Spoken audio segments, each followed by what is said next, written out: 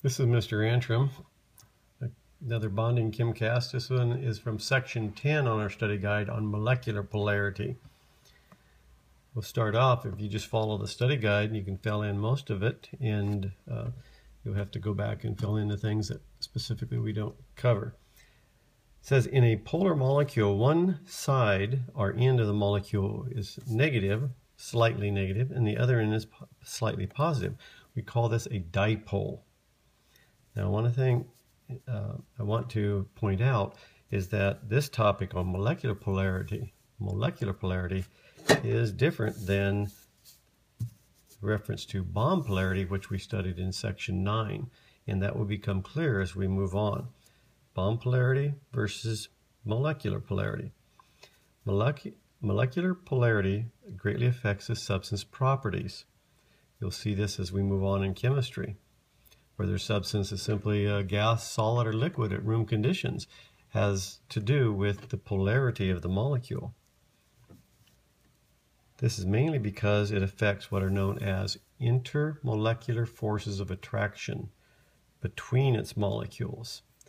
Oftentimes we'll use the acronym IMF for intermolecular forces of attraction between the molecules. Dipoles, again, if it's a dipole, it's a polar molecule.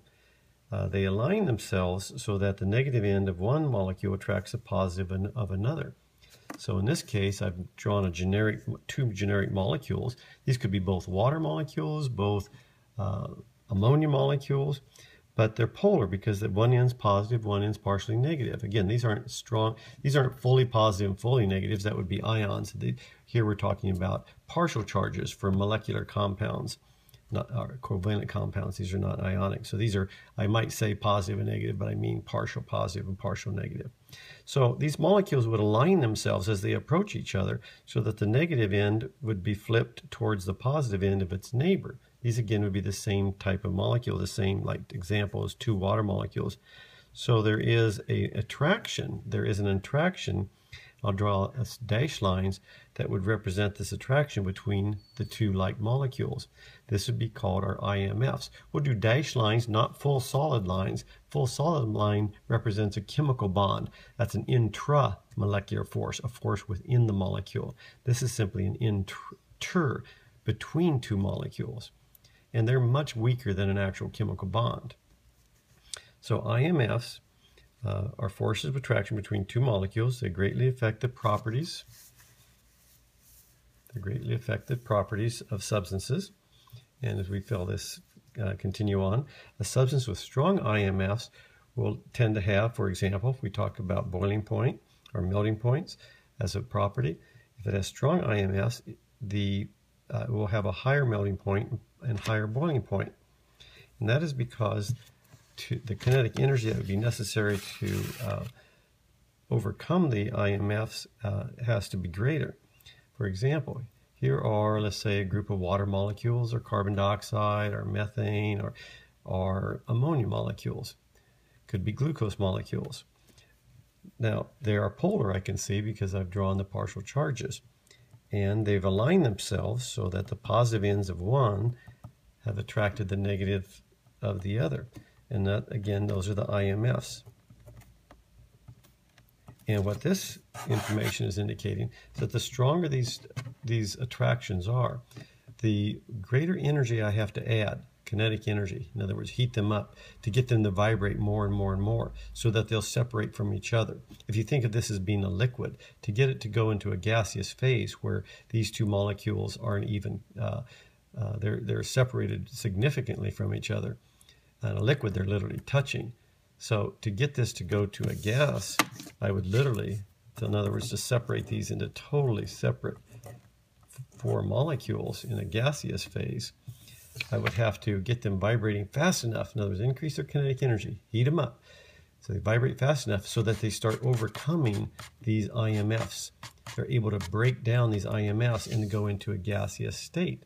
Or when you cool a gas down, we can go backwards here, then the IMFs, if they get them moving slow enough, the IMFs take over and they can join up and form a liquid phase where they're basically touching, but they're able to slide past each other. So once again, the stronger these IMFs, the more likely a substance will have a higher boiling point. In the next page, it says if a substance, we have a substance is a liquid, a solid, gas, A, B, C. It says arrange them in order of increasing IMFs. So let's say these three substances are at the same temperature, but one's a solid, one's a gas, and one's a liquid. Well, the one that has since they're all at the same temperature, let's say 20 degrees, C must have the weakest IMFs because at 20 degrees, it's able to separate totally from its neighbors. A, the liquid, must have the next highest IMFs because 20 degrees is not enough to totally separate them, but their IMFs are strong enough to keep them together as a liquid where they're actually touching, but they're able to slide past each other. B must have the strongest IMFs because at 20 degrees, let's say, the IMFs are so strong at 20 degrees, the vibrations of the molecules aren't enough to even break them down so that they can slide past each other. They're locked in this rigid structure of a solid. So if a substance is a solid at room temperature compared to a liquid or gas, it must have the strongest intermolecular forces of attraction. Now, this whole section in this page of your study guide, we're going to cross out. Very important, and we will cover it later in our next unit, but we're not going to cover it right now. Let's move down to this section here. To determine if a molecule is polar, in other words, whether or not it's a dipole, there's two things we must know: the polarities of the bonds and the geometry of the molecules. Section 9, we learned how to determine the polarity of the bonds by looking up electronegativities. Section 8, I guess it was, we spent a long time and did an entire lab on figuring out the geometry of the molecule. We're going to combine these two to determine if a molecule is polar or not. And you can fill this information in as I give you the examples down here. So for hydrogen, this first example, hydrogen, its shape is linear, obviously. The bond, the HH bond, is nonpolar. One hydrogen isn't going to attract another electrons any more than the other hydrogen. The electronegativity difference obviously would be 0 if you subtract them. So it's definitely a nonpolar bond, so I'm not going to put partial charges. This would be a nonpolar molecule. It'd be extremely weak interactions. One hydrogen does not attract another hydrogen molecule very strongly, okay, because it is not polar. Then second example here, HCl. In this situation, hydrogen chloride, well, it would be linear. The geometry is pretty easy to figure out. You would have to look up electronegativities of hydrogen, chlorine, subtract. Turns out it's polar. Hydrogen would be partial positive, and chlorine is partial negative. These electrons are getting pulled, and again, sometimes we actually draw arrows like that. These electrons are getting pulled towards the chlorine. Well, that leaves the hydrogen in partially positive. So if two HCl's approach each other, there's going to be an attraction here. Again, a dashed line. That's your IMF. So hydrogen chloride would have stronger IMFs and therefore a higher boiling point, we would assume, than hydrogen gas. And that's exactly the case. Now let's look at water, the next example. In this situation, again, geometry we've already studied. You've seen this several times. You built it in the lab. Water is a bent molecule. It's not linear. It's not triangular. It's bent. This is 109, a little bit less than 109 degrees because of these lone pairs. We also learned from the previous section, if you calculate the bond polarity, it is a polar bond. The OH bond is a polar bond. Electrons are getting pulled towards the oxygen. It attracts electrons more. Same thing here. These electrons are getting pulled towards the oxygen. So oxygen is partial negative, hydrogen is partial positive. Okay. Well, here's another water molecule that's encountering its neighbor. Once again, this is partial negative, partial positive, partial positive. Therefore, these two water molecules would have an attraction for one another because the negative end, if I separate this, draw a line like this, this this whole end up here is partial negative. The bottom part of the water molecule, the hydrogen end, is partially positive. Well, two water molecules, as they approach each other, will arrange themselves so that the negative end of one is attracted to the positive end of the other. So we have an IMF, an intermolecular force of attraction, is quite strong between these two water molecules. And we can kind of summarize this. We can say water is a dipole. So one end's partial negative, one end's partial positive. And so again, they attract each other. And once again, you always look at water as the bent molecule, and just remember, the hydrogen end is partially positive, the negative, or the oxygen end is partially negative. We say it's a dipole. And again, that's why water is a fairly high boiling point and melting point for a small molecule such as it is. So let's fill some of these other things in. Because of this, you can fill in these on your own. Again, the positive end of one molecule, a water molecule, attracts the negative of the other. And very importantly, we want to look at some, we're going to check your sketches here.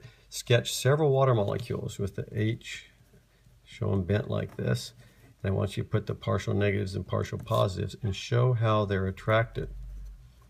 You're going to do several. Maybe do it on a bigger piece of paper. So again, the oxygen of one is attracted to the hydrogen of the other, and you use these little dash lines to represent that. So show several water molecules and how they would attract each other. Once again, because water is polar, it has a relatively high IMS. If water was linear, like this, we know it is not, because these lone pairs bend the hydrogen, these bonds down. So it's a bent molecule. But if it was linear, notice it would still have partial charges, partial positive, partial negative, partial positive, but there's no way I can draw one line and totally separate the charges. The electrons are getting pulled here, they're getting pulled here, but one end of the molecule is not positive, one end's negative. So it would be nonpolar, and it would not, therefore the IMS would be much weaker. And how would this affect the properties? It would very much lower the boiling point and melting point. Matter of fact, if water was linear like this, it would be probably, it'd have a boiling point of around 80 degrees Celsius. It's been estimated, which would mean you'd have to cool it down to 80 degrees below zero before you would get liquid water. Pretty much every place on this planet, except maybe the North and South poles, water would be a gas. No liquid ocean. The entire supply of water on the planet would be a gas, and obviously life probably would have formed. Okay, we're going to finish up these three examples here.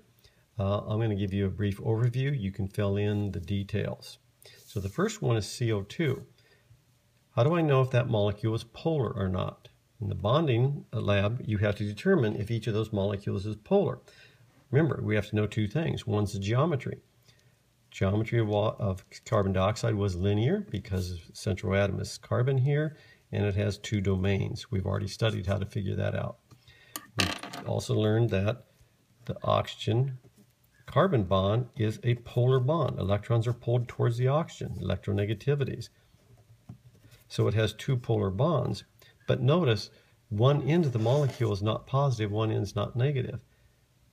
So this molecule would be a non-polar molecule, even though it has two polar bonds. Now, if CO2 was bent like this, which it isn't, but if it was bent, then this whole end down here would be negative, and this end up here would be positive. I could draw a line and separate the positive and negatives, and it would be CO2 would be polar, and carbon dioxide then would probably be a liquid at room conditions. But it is not a liquid. It's a gas because it's not polar. Okay, I can't draw one line and have one end of the molecule be positive, one end negative. Here's another example, carbon tetrachloride. You should be able to look at this and figure out that it would be a tetrahedral molecule. We've learned, we've done enough of that. If you look up the electronegatives, you find that the CCO bond is very polar. Electrons are pulled towards the chlorine, more electronegative. They're going to be pulled this way. They're going to be pulled this way. They're going to be pulled this way. This is going to be partial negative, partial negative, partial negative. So we have four polar bonds, but if you look at this, there's no way that I can draw one line and divide the positives from the negatives to make a polar